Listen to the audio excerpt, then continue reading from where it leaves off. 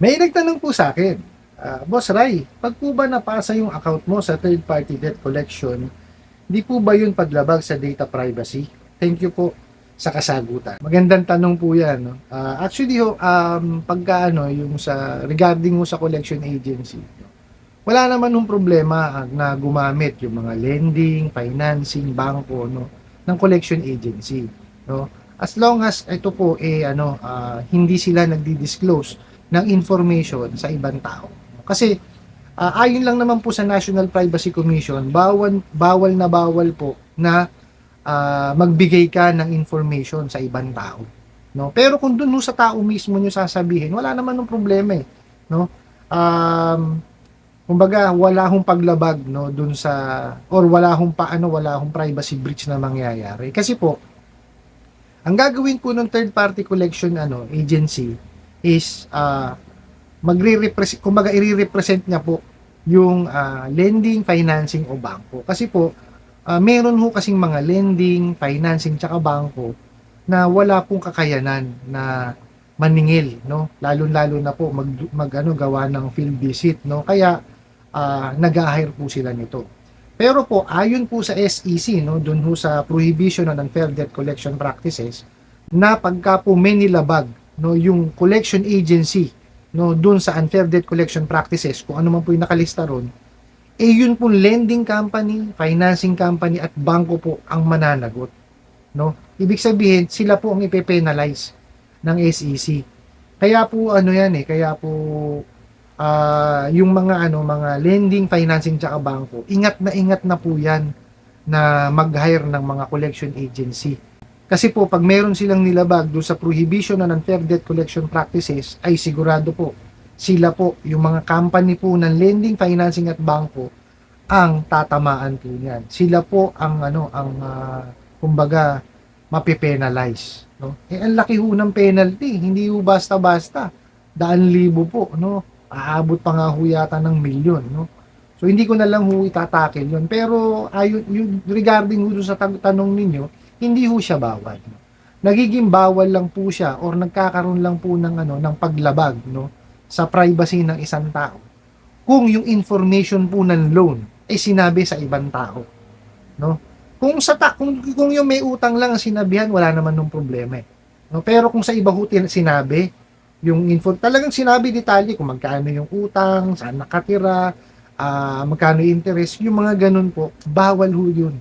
No? Pero kung maniningil lang naman po, no? Kumbaga gagawin yung tamang paniningil, hindi ho siya bawal. No? Kasi kagaya ho na sinabi ko sa inyo kanina, hindi naman ho lahat ng mga lending, financing at banking institution may kakayanan pong maningil. Or merong silang, kumbaga hindi ho lahat merong collection team. No, yung iba ho kasi talaga kagaya ho nung ibang mga OLA no na research ko talagang puro automated lang ang ginagawa nila no. So wala silang kakayanan na maningil o tumawag kaya nag-hire sila ng mga collection agency and I don't think na yung collection agency na yun is yung mga sabihin natin nasa high-end or yung magagaling maningil. Kasi nakikita nyo naman yung quality ng paniningil nila. Di po ba? So, hindi pala paniningil, pananakot. Di po ba? So, depende pa rin ho kasi sa collection agency. No? Kung paano ho sila maningil. No? Kasi parang tao lang ho yan iba-iba ng take di po ba? So kagaya ho nung iba na naha-hire ho ng mga OLA, definitely po nandun ho sila sa side na hindi talaga marunong maningil, no. Pero nothing against po sa mga collection agency, no. Kasi ho marami ho akong mga kakilala, kabarkada, kumpare, no, na may-ari po ng collection agency, nagpapatakbo po ng collection agency. Saka yung iba po, mga agent din po, no? Mga kakilala ko po yan, no?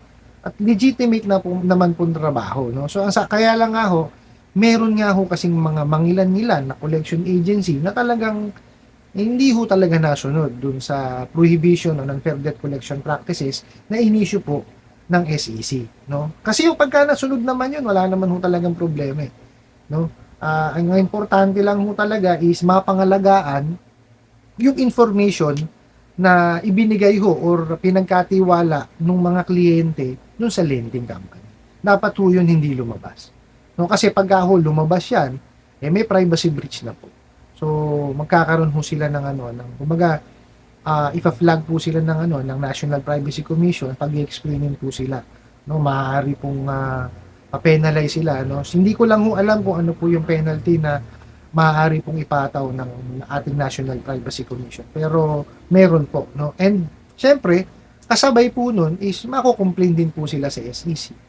Di po ba? So lagi hong dalawa yan eh. Kasi magkaakibat po ang National Privacy Commission tsaka Security and Exchange Commission. No, lagi ho silang magkatambal, no? Lalo na ho kung sa usaping utang. Nagaya ho nung sa tanong ninyo, no, na kung magkakaroon ho ng problema sa National Privacy Commission kung isasubmit yung kumbaga gagamit ng third party collection agency, hindi naman po. As long as hindi lumalabas yung information ng kliyente nyo, wala akong problema. At as long as nasusunod po yung prohibition and fair debt collection practices na inisyu po na memorandum ng SEC, wala naman po magiging problema. Ano po? I hope nasagot ko po itong katanungan na ito at sana po'y makatulong, no? Maraming salamat po sa inyong walang sawang panonood at pagsuporta sa aking mga videos. Maraming salamat po sa inyong pag-like, pag-share, pag-comment at sa inyong pong pagtatanong. Ano po? Pasensya na po kayo kung hindi ko po nasasagot lahat ng inyong mga katanungan at inyong mga comment kasi sobrang dami po, no?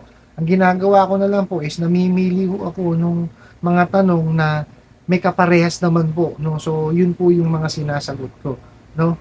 Pero ang pinakamaganda ho niyan is balikan nyo po yung iba ko pa pong mga video kasi yung iba pong mga tanong is nasagot ko na po dun sa mga nakaraan ko na pong videos. No? Meron na po tayong 100 plus na videos. So balikan nyo po yung aking mga videos, no, at nandun naman po yung mga kasagutan sa inyong mga tanong. Kasi po, pag inulit ko siya, paulit-ulit na lang ho tayo. Sayang naman ho yung mga bagong tanong na sa tingin ko naman po dapat sagutin. Ano po, pasensya na po at hindi ko talaga nasasagot ko lahat. Tsaka may day job po ako, hindi ko maasikaso lahat, no. Busy din po ako sa trabaho ko, ano. Sinisingit ko rin lang po talaga, no, kasi po gusto ko lang din po talagang makatulong, no, at maka-inspire po, no, lalong-lalo na doon sa mga naaabuso po ng mga taga-ola na yan, ano po. So, yun po, no, pasensya na ho kung talagang hindi ko siya nasasagot lahat, no. Kunin ko na rin po itong opportunity na to na imbitahin ho kayo na suportahan niyo po yung iba ko pa pong mga social media account, no? Sa YouTube, Facebook, and TikTok. Hanggang sa muli po, yun lang.